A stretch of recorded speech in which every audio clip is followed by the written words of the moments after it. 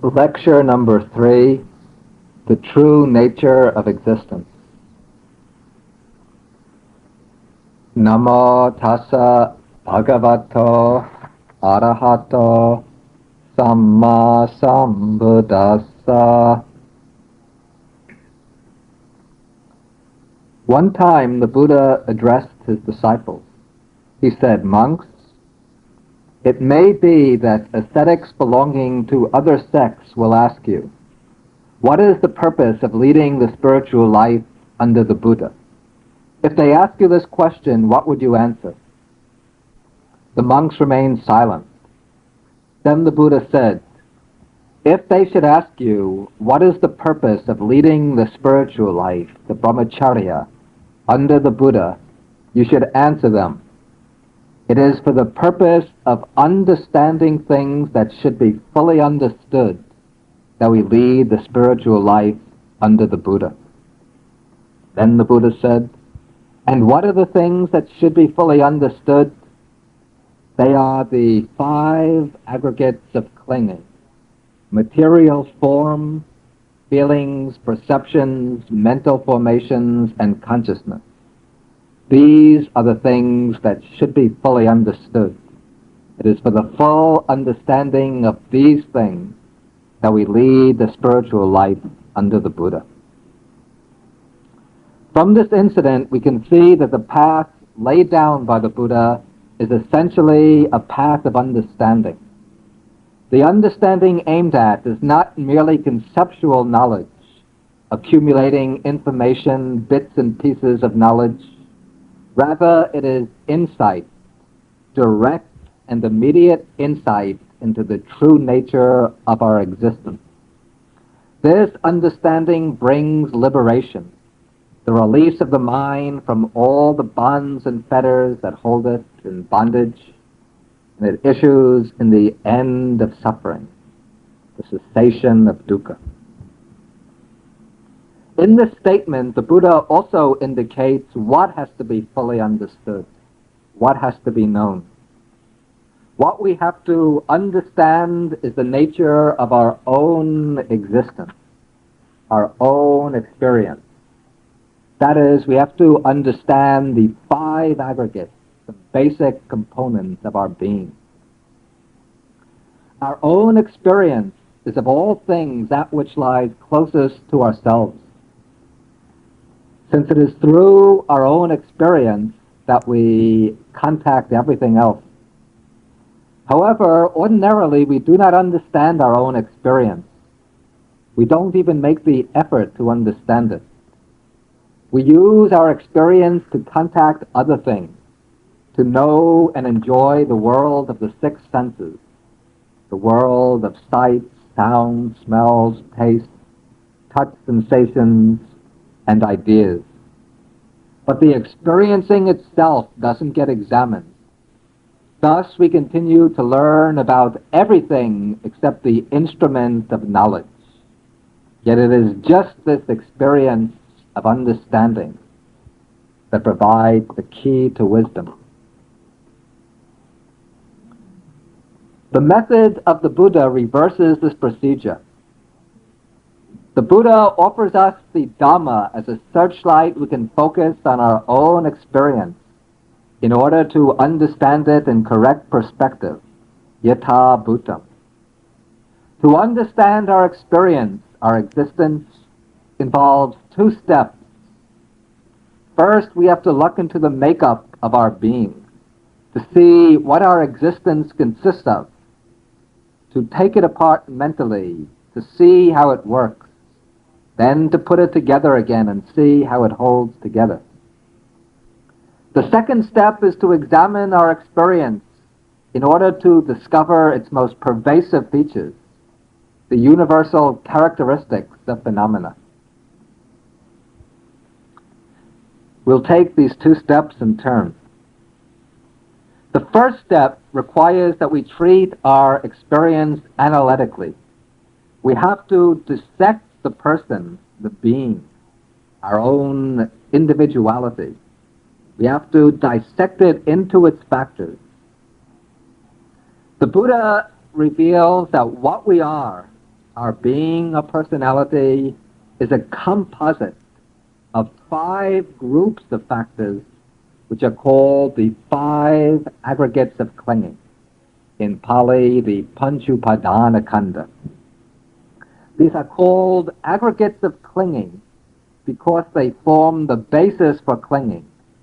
Whatever we cling to can be found among the 5 aggregates, either material form, feelings, perceptions, mental formations, or consciousness. These 5 function together as the instrument for our experience of the world. We cling to them as the instrument of experience in this life. And when they break down at death, through that same clinging, the desire for enjoyment and for existence, we bring into being a new set of aggregates, a new life, to continue our experience in another existence. Thus we build up one set of aggregates after another, life after life, and in that way we accumulate dukkha, the suffering of the round of samsara. The Buddha says that the 5 aggregates are to be fully understood. That is the truth of dukkha, the first noble truth. And the first noble truth, the function with regard to that truth, is to fully understand it. To bring suffering to an end, to win the freedom, the peace, the happiness of deliverance, we have to turn our attention around and see into the nature of the 5 aggregates. The 5 aggregates are our burden, but at the same time they provide us with the indispensable soil of wisdom. In the last talk, we explained the 5 aggregates in a general way. This time we're going to examine them in greater detail. Our treatment will be largely analytical, but throughout it should be remembered that Buddhism pursues analysis, not for its own sake, not in order to accumulate data and information, but rather to lay bare the nature of our existence as a preliminary to direct insight. The term aggregate, in Pali khandha, means a collection, a heap of factors. Each of the 5 aggregates is called a khandha because each includes under itself many factors. A khandha is a category or a classification containing a whole set of phenomena that share a common characteristic. Between them, the 5 aggregates exhaust our psychophysical existence.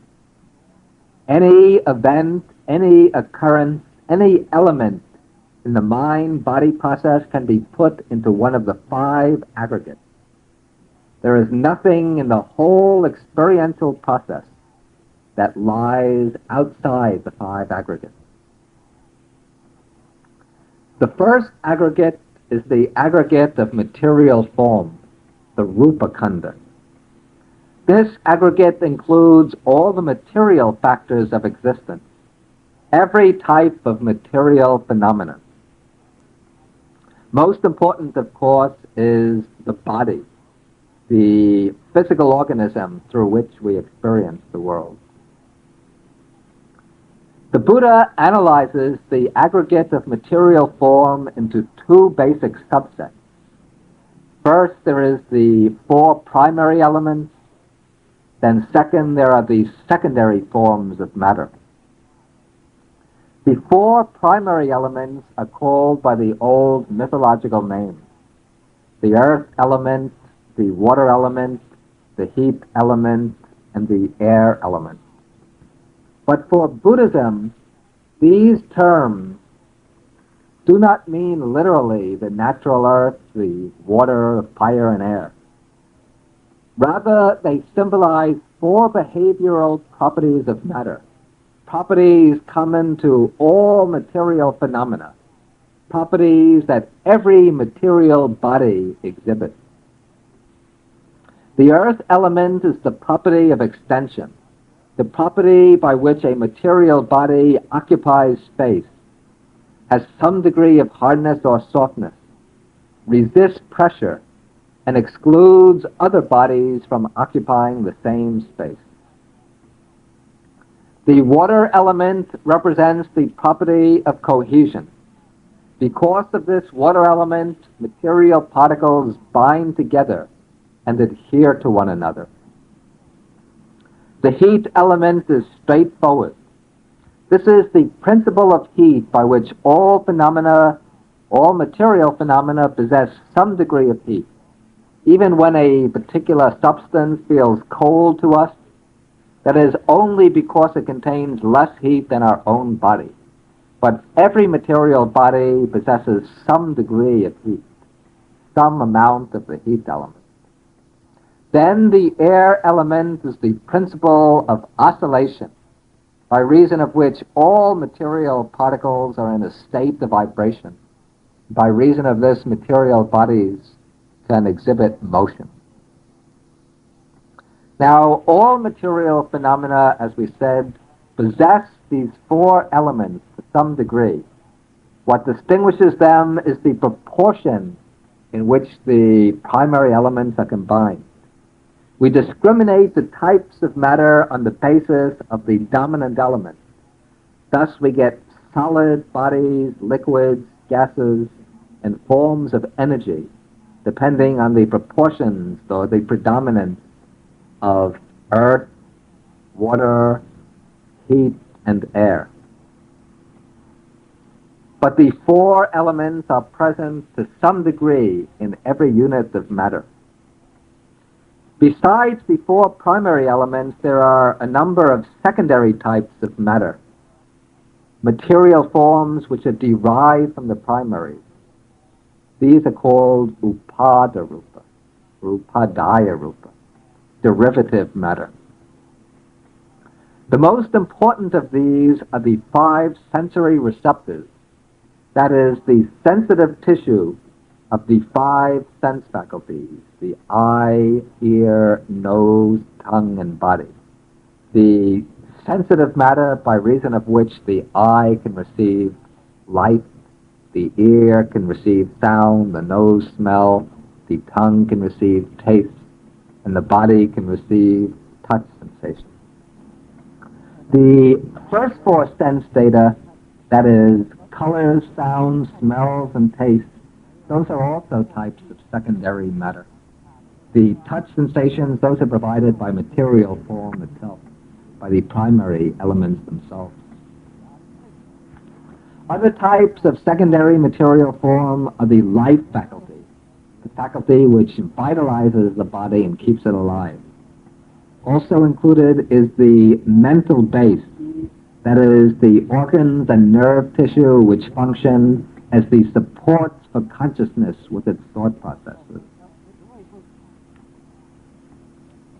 Now, this one aggregate of material form comprises the entire material side of existence.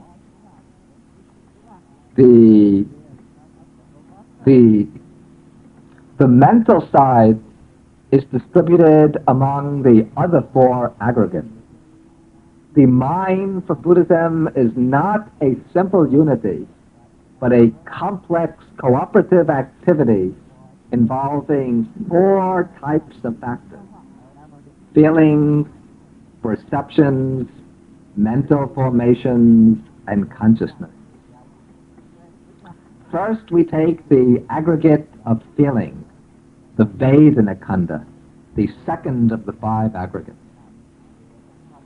Now, feeling is the mental factor that has the function of experiencing the flavor of the object, the affective quality of the object.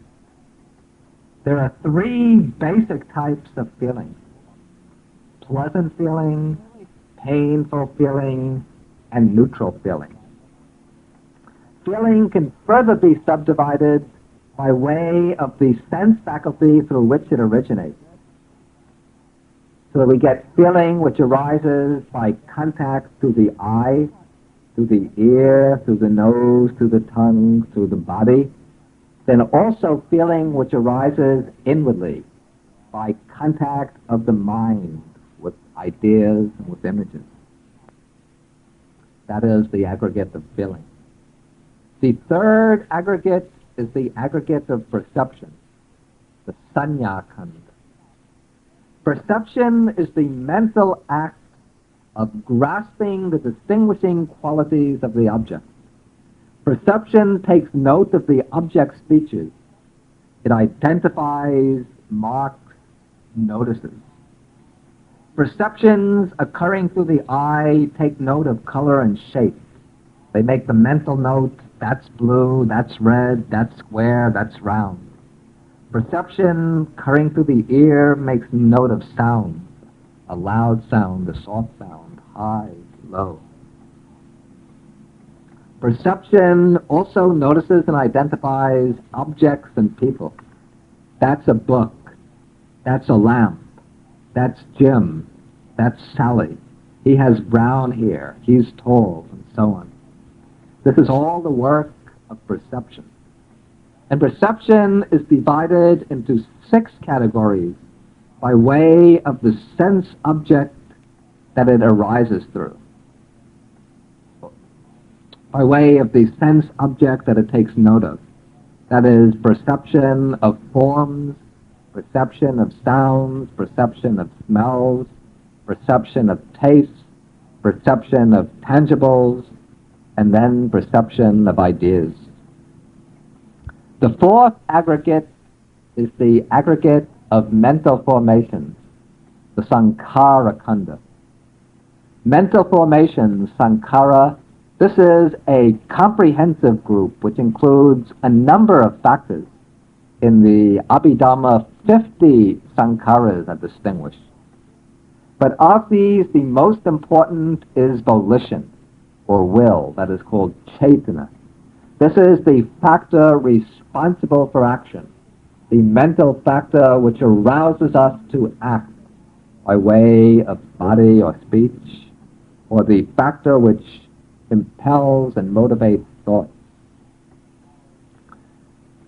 The aggregate of mental formations also includes all the different desires and emotions.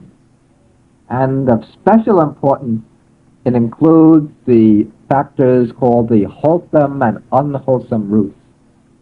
That is the basic psychological roots of unwholesome actions, greed, hatred, and delusion, and the basic roots of wholesome actions, that is generosity, loving kindness, and wisdom.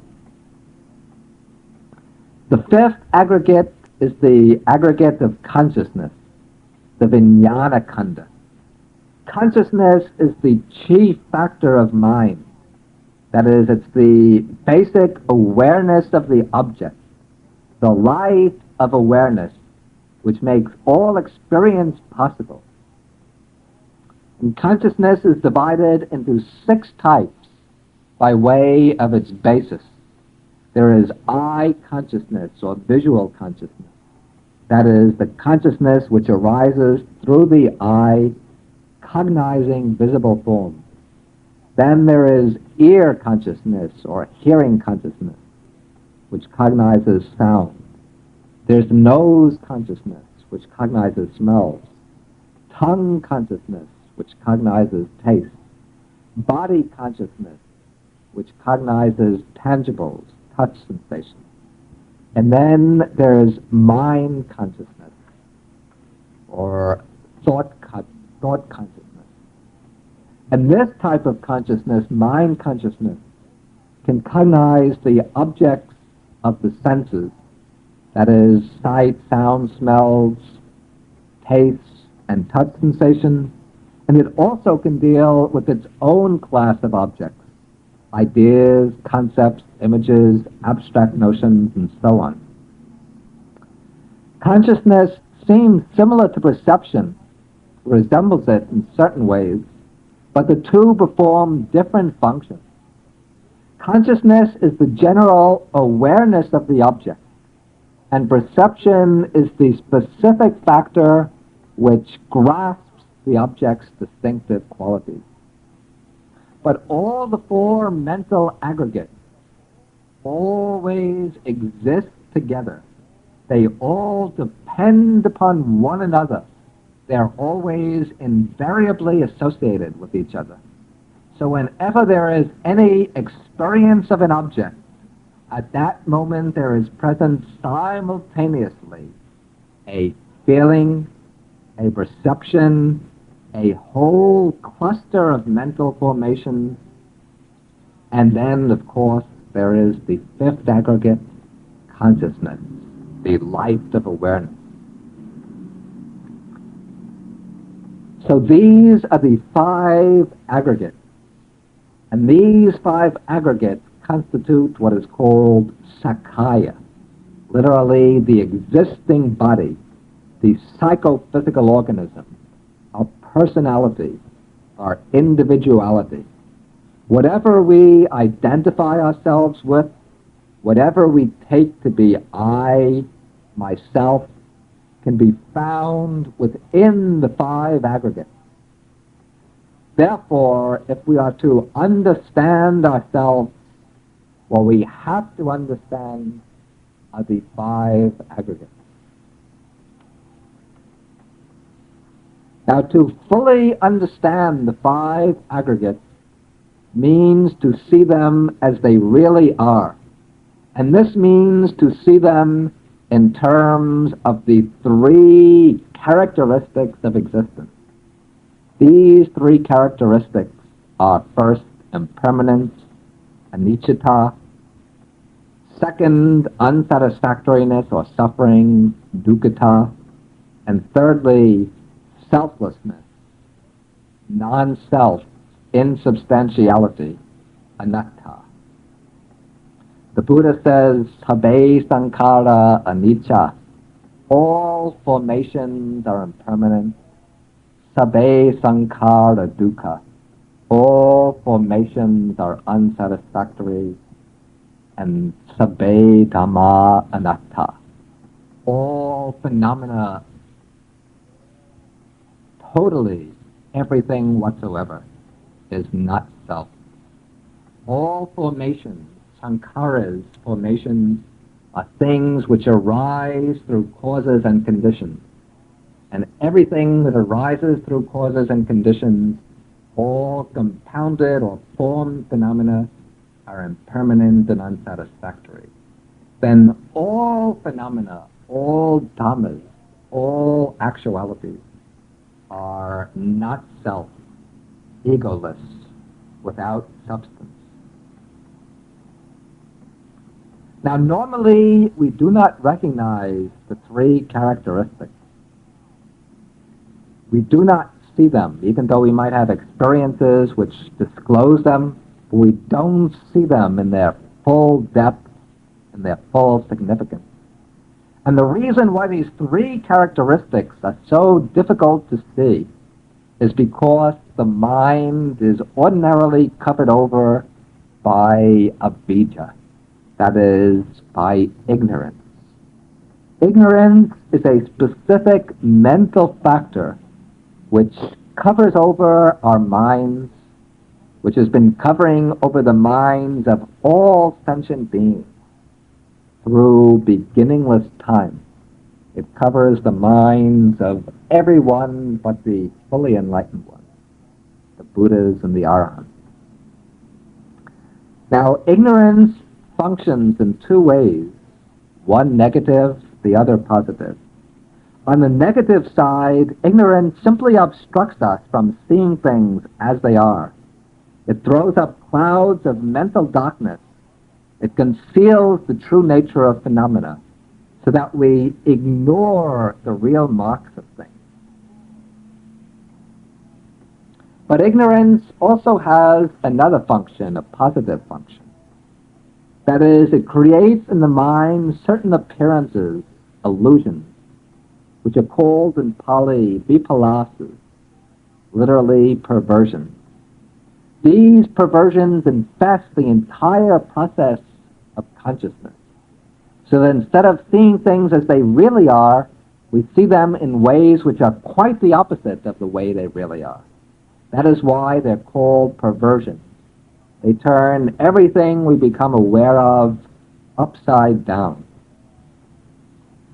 The perversions operate at three levels: the level of perception, the level of thought, and the level of understanding.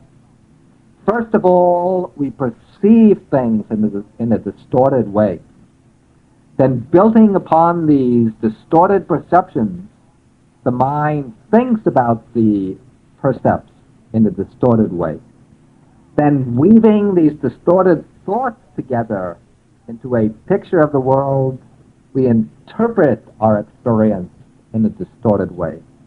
That is, we become subject to the perversion of views, to wrong understanding. Now, the Buddha teaches that these four perversions, or we should say, the Buddha mentions four perversions which occur at each of these three levels. The first is the perversion of regarding the unattractive as attractive.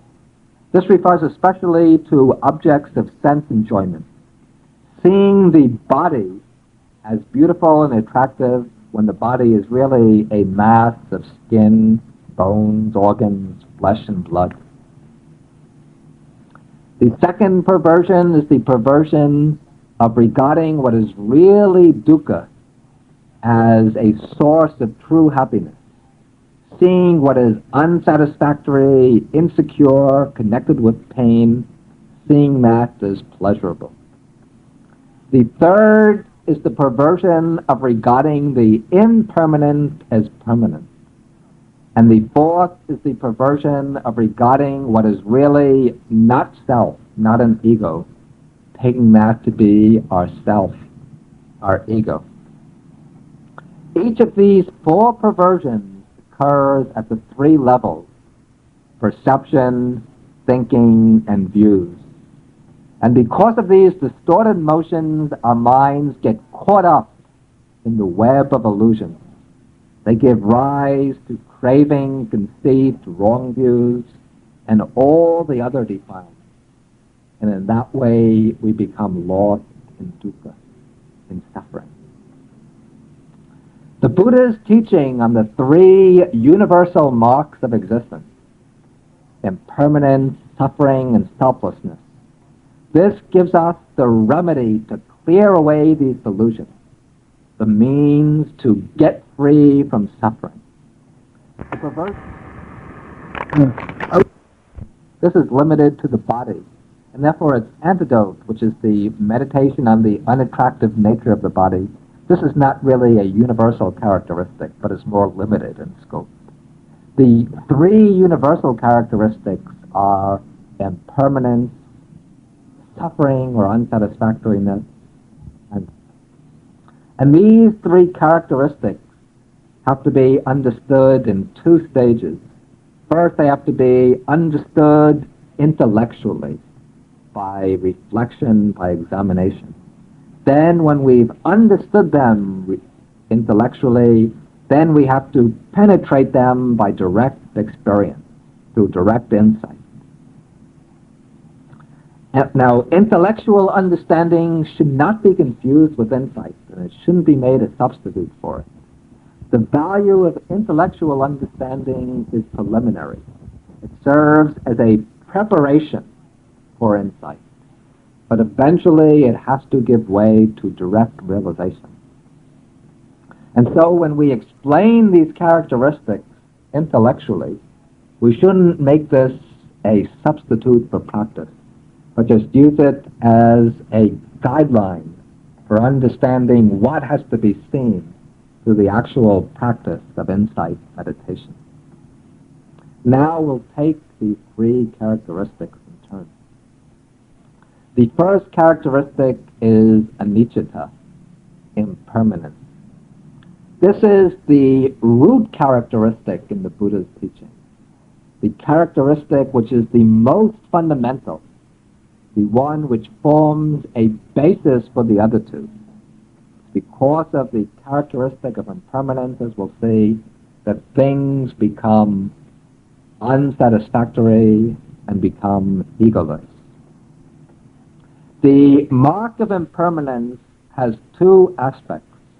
One is growth, the other is subtle. The gross mark of impermanence is fairly evident, and we only have to attend to it in order for it to become clear. The teaching on gross impermanence makes it known that everything that arises must at some time pass away, that whatever comes into being must eventually pass out of being, that whatever is put together sometime comes apart. This is evident in the cosmic process, in the course of history, and in the course of our own lives. The Buddha teaches that the cosmic process goes through 4 stages of development. Every world system goes through 4 stages. First, it emerges from a state of undifferentiated matter. Then it evolves to a point of maximum differentiation. Then, thirdly, it begins to disintegrate. And fourthly, it goes to a stage of total disintegration, total destruction. Then, after some time, the process repeats itself over and over. And that way, every world system arises, evolves, and passes away. In history, we find the same pattern again. A civilization, an empire arises, reaches its zenith, then it declines, and eventually it perishes. In some suttas, the Buddha sometimes describes ancient empires of the distant past, even long before his own time. He describes their capital cities, their rulers, their courts, their ministers, their populations. He shows them in all their glory, and then he points out that all of this has passed away. Then he draws the inevitable conclusion that all formations are impermanent, unstable, comfortless. It's enough to turn away from them, to become detached from them, enough to get free from them. In our own life also, we can see the mark of impermanence. We are born and grow up. Then when growth reaches its maximum, it's followed by aging, decay, and death. And nothing in life is absolutely reliable. Our fortunes change, our interests, our characters, our relationships evolve and dissolve. Whatever built up comes apart. Whatever we gain eventually has to be lost, and the whole process of life eventually ends in death. That is the gross or coarse feature of impermanence. The subtle mark of impermanence is more difficult to grasp. This indicates not merely that everything produced eventually perishes, but that all being itself is really a process of becoming. It points out that there are no static entities persisting unchanged, but only dynamic processes which appear to us to be stable and static simply because our perception is not sharp enough to detect the changes. The things themselves are constantly undergoing change, just as a waterfall is always changing, but from a distance it seems solid because our perception can't pick up the flow of water. According to the Buddha, all formation, all momentary happenings, thing events, go through 3 stages. They have 3 sub-moments. There is a moment of arising, finally a moment of perishing, and between the two, there is a moment called titassa anyatatta. That is the transformation of that which endures. And this intermediate mark, this means that even in the brief moment when a thing exists, it isn't static but changing, a process, a flux of becoming. The stable entities that we see, conceive, and deal with, these are really bundles of events, packages or of momentary flashings, strung together by our perception into a mass in order to enable us to deal with the world, to get along in the world. Now, the Buddha's teaching on radical impermanence applies to all conditional things, all formations without exception. But it applies especially to our own personality, to the complex of the five aggregates. To the eye of insight, our entire being dissolves into a compound of conditioned factors subject to constant change, to change and transformation going on continuously without a break.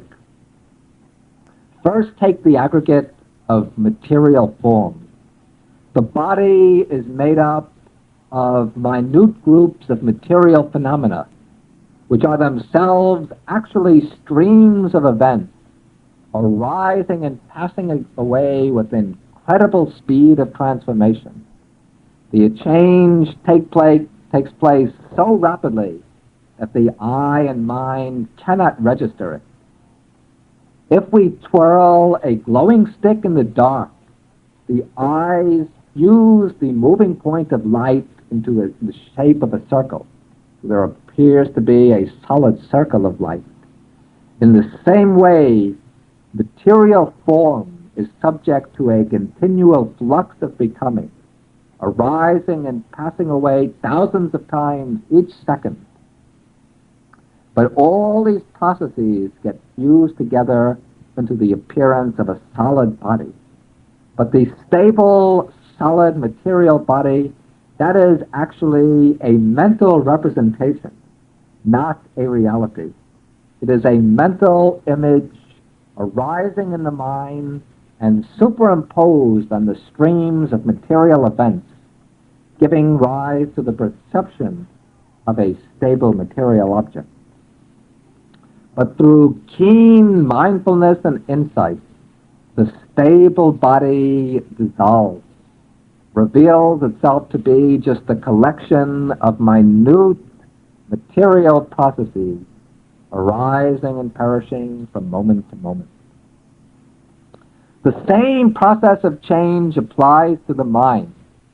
The mind is a composite of the four mental aggregates: feelings, perceptions, mental formations, and consciousness.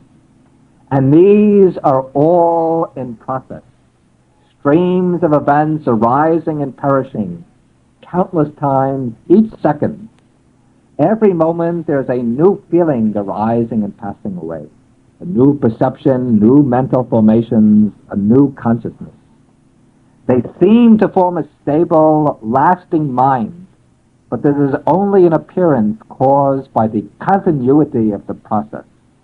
Actually, there is a succession of frames of mind, discrete acts of cognition, made up of the four mental aggregates. The processes exhibit the same structures, similar patterns, so there appears to be the lasting mind. But beneath the outer cover-up patterns, the factors themselves are always changing, arising and dissolving. If we pay careful attention to the mental process, we see the rise and fall of mental events. Attention to the rise and fall breaks up the appearance of continuity, reveals the differences between events, and the discrete nature of the mental factors. And that way we get to discover the subtle mark of impermanence, of anicca.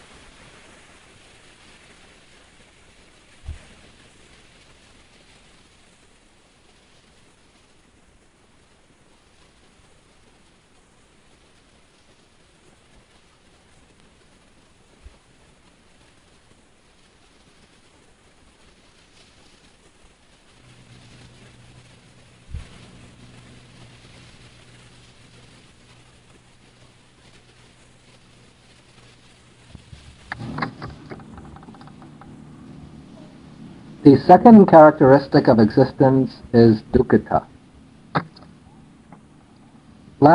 In our last talk, we explained that dukkha means both felt pain and suffering, and also the general unsatisfactoriness of conditioned existence. And here the general characteristic of unsatisfactoriness is intended as the meaning of dukkha. But the two aren't totally separate. A fundamental reason why existence is unsatisfactory is because it is connected with pain, subject to suffering. The pain and suffering to a great extent are rooted in impermanence. We crave for a world where everything that we value and love will remain forever, but it has to change. And when we meet this change, then we undergo suffering. The five aggregates themselves are impermanent. We would like to preserve them, to make them steady, to dominate them with our will, but they escape our grasp, and then we meet with dissatisfaction, with suffering. Our inability to control the very things that we take to be ourself. The Visuddhimagga, the great commentary, says that dukkha has the meaning of oppression by rise and fall. Rise and fall is the feature of impermanence. The five aggregates are subject to constant rise and fall. When we contrast this rise and fall with our desire for peace, for stability, then the rise and fall of the process seems oppressive. Therefore, oppressiveness by rise and fall is the distinguishing feature of dukkha.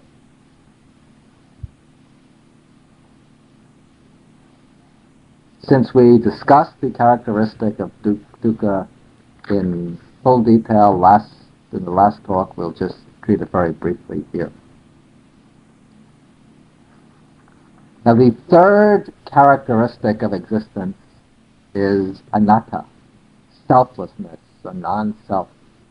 And this is the deepest, most difficult of the three characteristics, so we'll give it more attention than the others. Now, in the teaching on anatta, the Buddha proclaims that there is nothing that we can identify as self, that all the things that we take to be ourself, to be I and mine, that all of these are really not self. This teaching on anatta cuts very sharply against our ingrained patterns of thinking.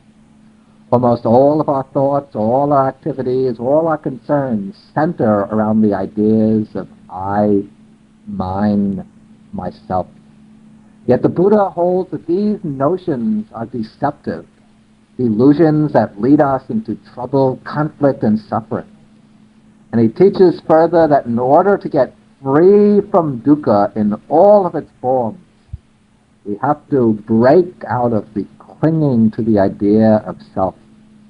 And the only way to do that is to penetrate the marks of selflessness, anatta, to see with insight the selfless nature of all phenomena. The teaching on anatta can easily be misunderstood. To see the exact meaning of the teaching, we have to discriminate between what the teaching denies and what it doesn't deny. We can approach this discrimination by distinguishing the different meanings of the word self. The word anatta means literally not self. So what is the self that's denied in the teaching of anatta? The word self can be used in three senses. Firstly, it can be used with a reflexive meaning, as when we speak of myself, yourself, oneself.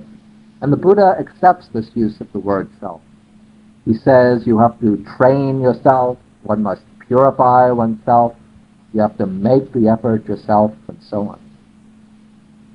That's a perfectly legitimate use of the word self. The second use is to refer to one's own person, to refer to the compound of body and mind. Here the word self or I is a shorthand device. It's used to refer easily and economically to what is really a complex process.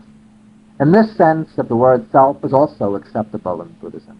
We use it to distinguish different people.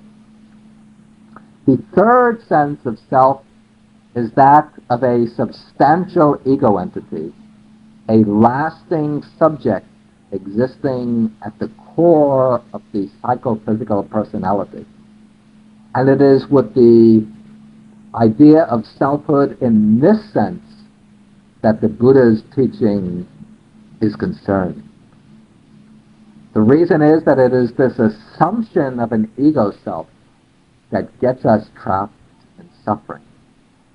And now the teaching on anatta doesn't deny the existence of the person, the individual, taken as the psychophysical complex. What it denies is that the person exists as a self, as a lasting, simple ego entity.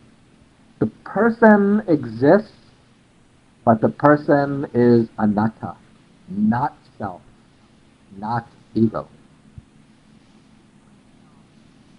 The person or the individual is a complex of the five aggregates. And to say that the person exists is to say that this unified composite of the five aggregates exists. To say that the person is anatta, without self, without ego, is to say that the five aggregates cannot be identified as a self and do not contain a self. That no inner nucleus of selfhood can be found within or behind the personality made up of the five aggregates. The teaching of anatta is the most radical doctrine of the Buddha, the doctrine which cuts across all our habits of thinking and conceiving. For we usually see ourselves to be a self. We identify the body and mind as a self, or believe that we have a self standing behind them in some mysterious way. This is taken to be so obvious as to be beyond dispute. Yet the Buddha holds that the seeming presence of a self is an illusion, a mirage. When we look carefully, we find not a self, but only five aggregates, which are insubstantial without a self. Perhaps we can make the point clearer with an example. Suppose we're walking down a country road at night. We look down on the ground and suddenly we see a snake. We become frightened. Then we turn our flashlights on it, we look again, and we see there's only a rope, no snake. So we say that there's no snake there, there was only a rope that appeared as a snake. The rope was there all along, never a snake. But the rope appeared to us to be a snake. It appeared as a snake because our sight was obscured by the darkness, because we didn't focus our light on it. As a result of seeing the snake, we became filled with fear and worry. We found out it was only a rope. The appearance of the snake dissolved. We saw the rope, and then our fears dissolved. We became very happy and joyful. We felt relief. Now we can compare the rope to the personality, the complex of the five aggregates. We can compare the snake to the idea of a self or ego. Because of our ignorance, we don't see the five aggregates as they are, as simply five aggregates, but we see them as a self, as a substantial ego. And as long as we lack direct insight, wisdom, we go on taking the aggregates to be self, and we evaluate all our experience from that perspective, from the standpoint of ego clinging. But when we develop wisdom, we can apply that wisdom to our personality, the way we apply the flashlight to the rope. And then we see the person as being just the complex of the aggregate, without being the self, without containing the self.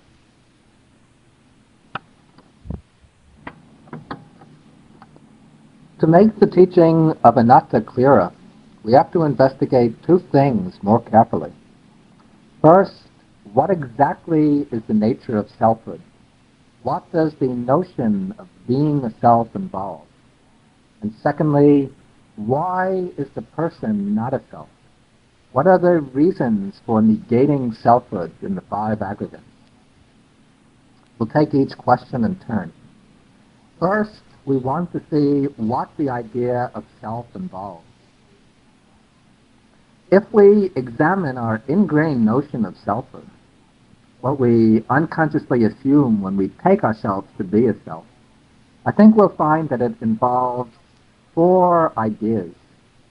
These might be called the criteria of selfhood. There might be other ideas lying implicit, but these seem to be the four ideas that are dominant, at least that I've discovered. First, there's the idea of duration or lastingness. We think that the self has to be some kind of entity which endures, which persists through time. It might be a temporary kind of duration. If we hold, for example, that our self came into existence at birth, continues as the same self throughout life, and then is finally annihilated at death. Or else it might be a permanent type of duration. When we think of the self as something that comes into being perhaps at birth, maybe even exists before birth, it continues as the same self throughout life, and then it survives forever into the future. That is, we have the idea of a permanent, everlasting, and eternal self. So this is first the notion of duration or lastingness. The second idea involved in the notion of selfhood is that of simplicity. By this we mean that the self is conceived to be an incomposite entity, something which is not compounded, not analyzable into parts, something that possesses a basic simplicity or indivisibility. The third idea implicit in the notion of selfhood is being unconditioned. We think that the self must possess its own power of being. It must be self-sufficient, unconditioned, not dependent entirely upon causes and conditions. If something exists through conditions, if it is entirely dependent on conditions, then we can't identify with it. It doesn't seem to be us, but to belong to the conditions which sustain it. So the self is conceived of as being a self-sufficient or unconditioned entity. Then the fourth idea involved in the notion of selfhood is that of being susceptible to our control. In Pali, this is vasabhakita, being susceptible to control. What this means is this. If something really belongs to us in our essence, if we consist in this, then if it can be identified as ourself, then we should be able to exercise mastery over it, to control it, so that whatever we determine it should be, it would follow our determination. There would never be any conflict between what we want ourself to be and what it becomes. The thing that's taken to belong to us, to be ourself, would always conform to our notion of what it should be. We'd be able to control it, to exercise mastery over it. So these are the four basic notions that enter into the concept of a self. The notions of permanence, of simplicity, of unconditionedness, and of being susceptible to our control. And now we should examine our personalities, the five aggregates, in the light of these ideas. Ordinarily, we don't do this. We simply assume that we have a self. We don't bother to investigate the idea of self close up. We don't try to give the idea any substance. And thus, the idea of self remains as a kind of specter, a phantom lurking behind our experience and our actions, something very vague and undefined. But for a thinker, for one seeking truth, this ambiguous view of self isn't sufficient. If there is a self, we have to try to pin it down, to define it, to find what it is. And when we try to conceive something, it has to be conceived in relation to what is directly experienced. That is, the body and mind, the five aggregates. If the idea of self is to have any meaning, any content, it has to be set in relation to the body, the feelings, the perceptions, the formations of mind and consciousness. Without positing any relation between the two, then it becomes just a word, a completely empty notion. Now, when we try to posit the self in relation to the five aggregates, a number of relations are possible, but these can all be reduced to two, either identity or difference.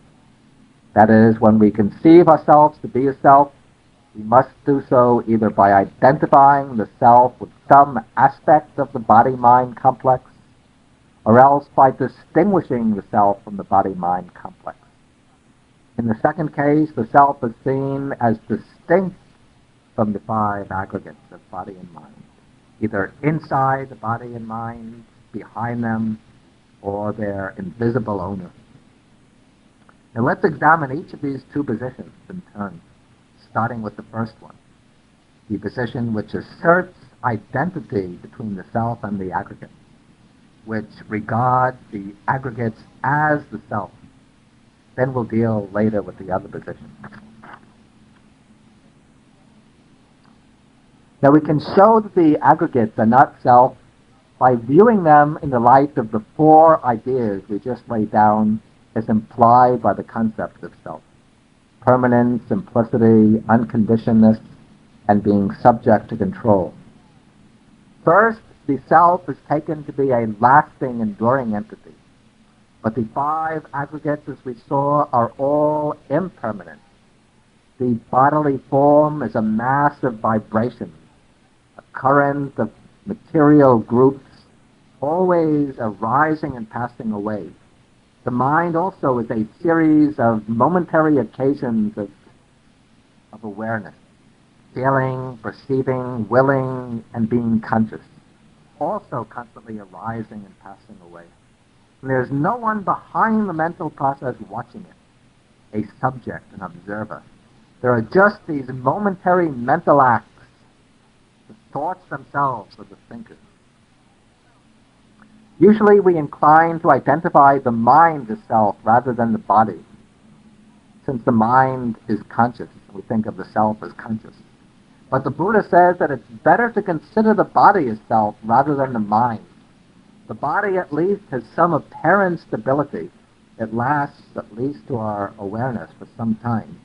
But when we examine the mental process, we see its factors changing even faster than the body. And since the five aggregates are impermanent, subject to rise and fall, they cannot be identified as self. Otherwise, it would follow that the self is arising and passing away. And so our self would become a succession of different selves, hardly the same continuous self that we take ourselves to be. The second aspect of the self concept is simplicity, indivisibility. But when we examine the individual person, we find a complex whole, a compound of the five aggregates. We find a body, feelings, perceptions, mental formations, and consciousness. We don't find anything behind them, anything else. Each aggregate, each of the five aggregates, covers a multiplicity of elements. Usually, under the spell of ignorance, we grasp our experience as a whole. We grasp it as a single mass. And thus it appears to have some kind of solidity, to be a monolithic whole. But when we subject it to precise analysis, we find that this seemingly unified mass breaks down into a multitude of constituent parts. Every experience is just a complex or composite of the five aggregates. So what should we identify with self? The body? The body is a mass of cells, tissues, organs, skin, bones, and so on. So which of these is the self? Feeling? But feeling is of different kinds. Pleasant, painful, neutral. Feeling arising through eye, ear, nose, tongue, body, or mind. Perceptions are different. The mental formations are different. Consciousness is always different. So which of these is to be identified as self? Whatever we choose turns out to be impermanent, so it can't be taken to be self. The third aspect of the self concept is the notion of being unconditioned, self-subsistent. But when we examine the five aggregates, we find that they're all conditioned phenomena. They arise through conditions. They don't exist by themselves. The body, with its sense faculties, arises from the sperm and the egg. It arises from father and mother. It gains its being from the bodies of the parents. And the father and mother also, they gain their being from their parents, and so on, back to infinity. So no body exists through itself. Then the body continues to exist through food.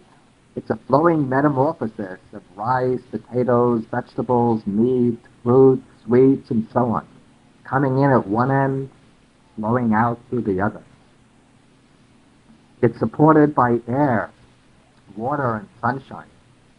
Then the mental side. The mental process is conditioned by the body. Consciousness doesn't exist by itself, but it exists as a series of states of consciousness. And each of these moments of consciousness arises with some material support, supported by the physical organism. Visual consciousness arises dependent on the eye and on visible forms. Hearing consciousness depends on the ear and on sound. Touch consciousness or body consciousness depends on the physical body and tangible objects. Even thought consciousness arises depending upon the organ of thinking, the brain, and upon the nervous tissue. Feelings, perceptions, volitions, all these too are conditioned. None of them has an independent existence. And so no aspect of the five aggregates is unconditioned. Then the fourth aspect of the self-concept is being susceptible control through the exercise of mastery. If something is truly our essence, truly ourself, we must be able to bring it under our domination, to exercise mastery over it. We find the five aggregates can't be subjected to our volitional control.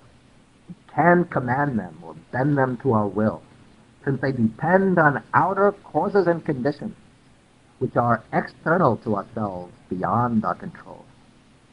And therefore, since they depend upon outer conditions, we can't master them. This is the Buddha's argument in the first discourse, in the second discourse that he gave, right after the teaching on the Four Noble Truths. He said to the monks, if the five aggregates were self, they wouldn't lead to affliction, they wouldn't lead to suffering, and we would be able to control them. So we could say, may my body and mind be thus, may they not be thus, may they be the way I want them to be, may they not go contrary to my desires. But we can control the five aggregates in this way. The five aggregates lead to affliction, they lead to suffering, therefore the five aggregates are not self. If the body was truly ours, we'd be able to say, may my body always be young, healthy, beautiful, and immortal. May it not become old, may it not become sick, may it not be ugly, may it not die. If the feelings were ours, we could say, may my feelings always be pleasant, never painful. May my perceptions always be agreeable, never disagreeable. May my volitions always be good and wholesome, never defiled and unwholesome. May my consciousness always be right, be bright and radiant, filled with knowledge and awareness, May it never be dull, defiled, sad, so on. Since we want only happiness and never suffering, if the five aggregates were self, they would always produce happiness for us and never lead to suffering. But again and again, they lead to suffering. We don't have control over them. Therefore, the five aggregates are not self. And that deals with the first position. The aggregates cannot be identified as a self because the self must be lasting, simple, unconditioned, and subject to mastery, whereas the five aggregates are impermanent, compounded, conditioned, and not subject to mastery. Now we take the second position. This position holds that there is a self distinct from the aggregates, contained within them or behind them. But if there does exist a self distinct from the aggregates, we should be able to find it, to point to it, to say, this is myself. But when we try to identify the self, to give the idea some content, whatever we come upon, whatever we grasp hold of, turns out to be one or another of the five aggregates or some combination of them. Even the mind, which is doing the searching, that is just a group of aggregates. A mind consciousness associated with feelings, perceptions, and volitions. We can't find any self separate and distinct from the aggregates. This is like looking for a pit inside an onion. We open the onion and start looking for the pit. All we find is roll after roll of onion without any core or pit on the inside. So looking for the self within the compound of mind and body, all we find are aggregates and closing aggregates and closing aggregates. We never hit upon any solid, substantial self. The notion of self turns out to be a void idea, an idea without content. But some people try to interpret nirvana as a self. They take nirvana to be a supreme universal self. But this idea is not acceptable according to the early form of the Buddha's teaching. The Buddha says, Sabbe Dhamma Anatta. All dhammas, all actualities are not self. He says all formations are impermanent and all formations are unsatisfactory. But all dharmas are not self. All formations covers only conditioned things, sankharas. Nibbana, the unconditioned, is not a sankhara. Therefore, it's not impermanent and not suffering. On the contrary, it's lasting and stable and the supreme happiness. But Nibbana is a Dhamma, and because it's a Dhamma, in actuality, it can't be identified as a universal or supreme self. To illustrate the selfless nature of the five aggregates, the Buddha gives certain similes. He says that the body is like a lump of bone. A lump of bone seems solid, but when we crush it, turns out to be just hollow and empty. Feeling is like bubbles on water. They just arise and break up and show themselves to be empty. Perception is like a mirage. Mirage appears, but when we examine the object, we don't find anything substantial. Formations, the mental formations, are like the trunk of a banana tree. Just rolls of tissue within rolls and rolls of tissue, without any heartwood inside. And consciousness is like a magical illusion. It appears, but has no substance. So no matter how much we examine them, they just reveal themselves to be empty. Shallow forms without any core or any substance. Leading processes. They delude us into grasping an attachment. In the end, they prove disappointing. And one problem that's sometimes raised is how the teaching of non-self fits together with the teaching of rebirth. If no self can be found within the body-mind complex, how can rebirth take place? We'll deal with this question more fully in a later talk, the one on karma and rebirth. Here we'll just give a brief answer. The positing of a self isn't needed to guarantee rebirth. In Buddhism, rebirth is understood as occurring through causal continuity. The body-mind process, even in this life, maintains its unity entirely through causal succession without any lasting self. Each moment of experience is connected with its predecessors and with its successors through a transmission of influence, through a causal succession. So each moment of consciousness receives all the stored up experience that occurred previously in the continuum, the whole storage of memories, habits, tendencies, and karma built up in the past. Then each moment in turn transmits the storage to its successors along with its own unique contribution. And thus the whole stream of experience has a unity and coherence. In one life we can identify ourselves as the same person from birth to death. But this can be done not because there's a permanent ego entity, but because there is a causal continuity, a transmission of experience going on at every moment. In the same way, at death, the body falls away and memory is blotted out, but the mental process, the stream of consciousness, continues on with the support of a new physical body. Character, experience, the tendencies, karma, these pass on through the flow of mind from one life to another. And now we come to the last topic, a very important topic. And this is the place of the teaching on the three characteristics in the Buddha's path to liberation. For the Buddha teaches only dukkha and the way to the end of dukkha. So all of his teachings in some way fit into his path to liberation. Now the Buddha holds that the way to deliverance, the way to the end of dukkha, lies through understanding the real nature of our existence.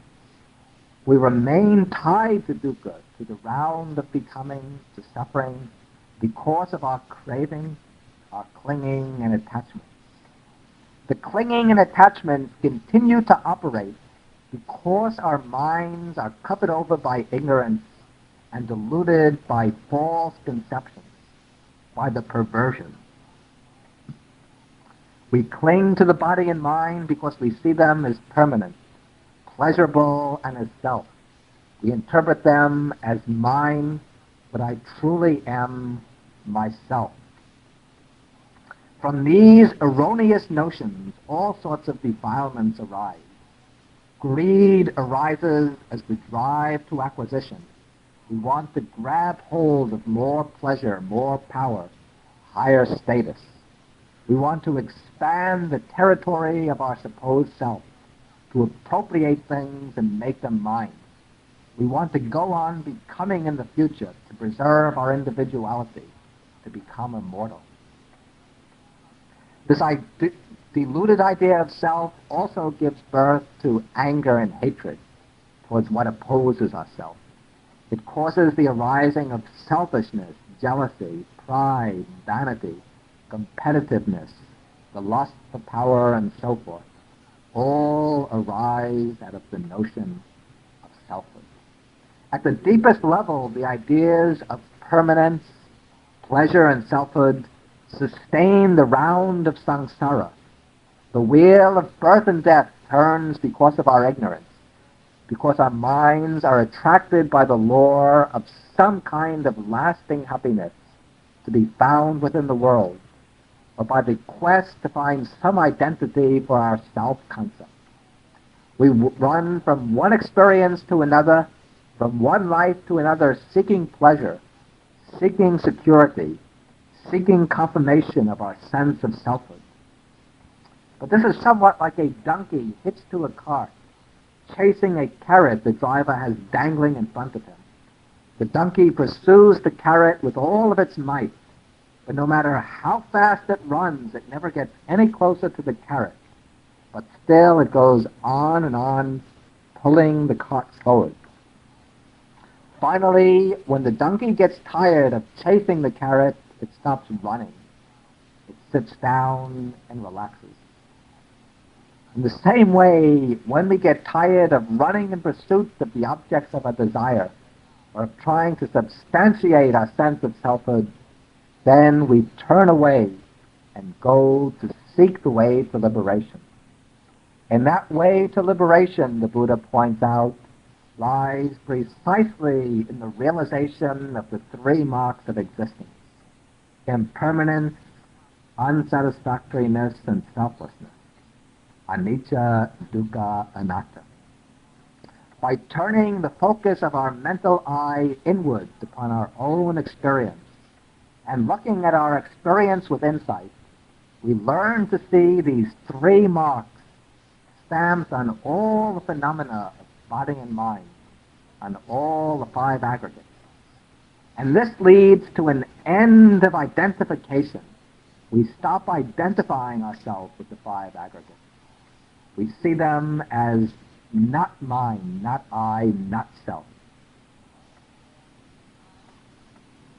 Whatever form and consciousness, whatever form there might be, whatever feelings, perceptions, mental formations, and consciousness there might be, we stop identifying with them. Then, by realizing the selflessness of all these phenomena, we turn away from them, we become detached, and with detachment there comes liberation. This is what the Buddha says in his second discourse on the mark of not self.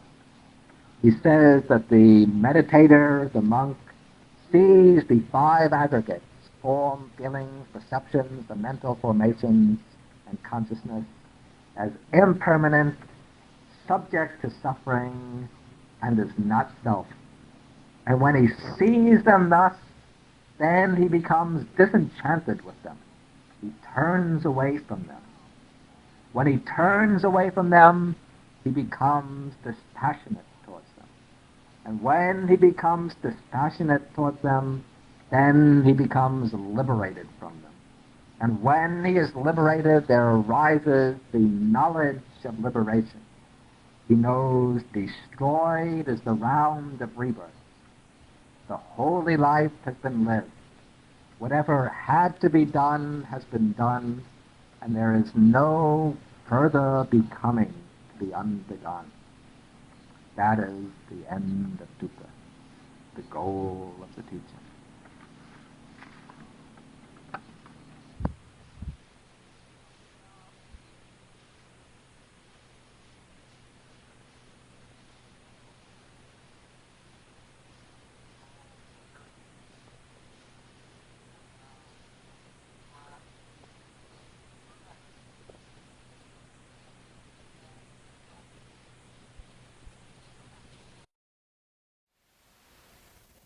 Thank you for listening. To learn how you can support the teachers and Dharma Seed, please visit dharmaseed.org/donate.